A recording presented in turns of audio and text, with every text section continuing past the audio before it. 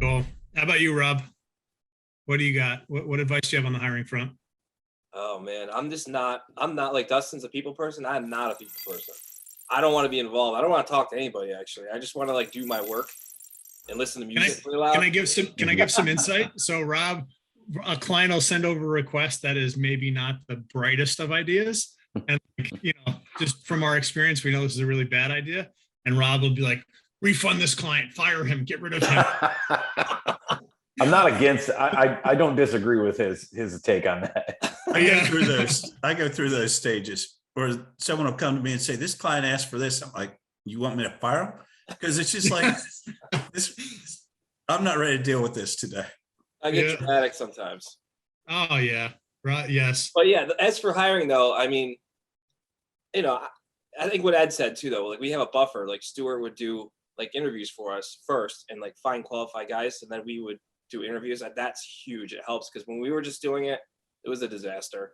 And like Ed said, we liked a lot of people that we probably shouldn't have liked and put them in place. And it just was weeks of undoing everything they've done.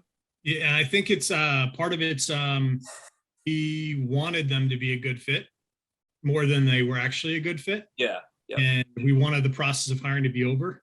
And that is not a good, not a recipe. It's like the chick that just dying to get married. It was definitely a learning lesson. Those ones. Right. Yeah. I actually had to let somebody go today for that exact reason. And I was actually what you said, Mark. I was going to have my project manager guy, who's a little bit more, level-minded, just do the interview because, like you said, like everybody said, like you like people, you want to help. You feel like, all right, with a little bit of help, they could do this, and you're just making excuses for something that may not be a good fit.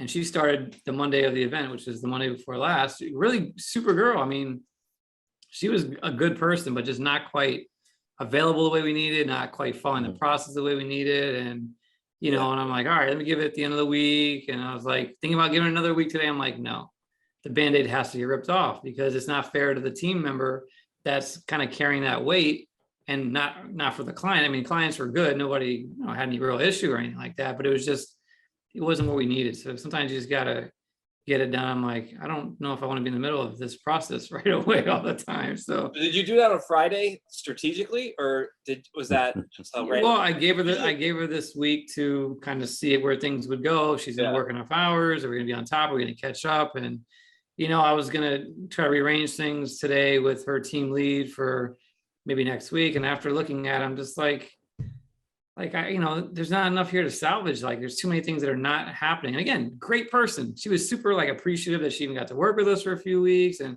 I mean, I couldn't ask for a better scenario for a firing than that, but she's too far out for where we need her to be today, and I'm not paying her to be that far out. I'm paying her to be here now. So that's kind of what I was hoping to get. And this is a replacement of somebody, unfortunately, like a month ago that didn't work out, and he kind of just ghosted because there's some time tracking finagling going on there that wasn't cool, and I think it became an issue. And I didn't make it a big deal, but it was enough that whatever, right? A mentor of mine put it this way. He said, "Go ruin someone else's business." That is a great way to put it.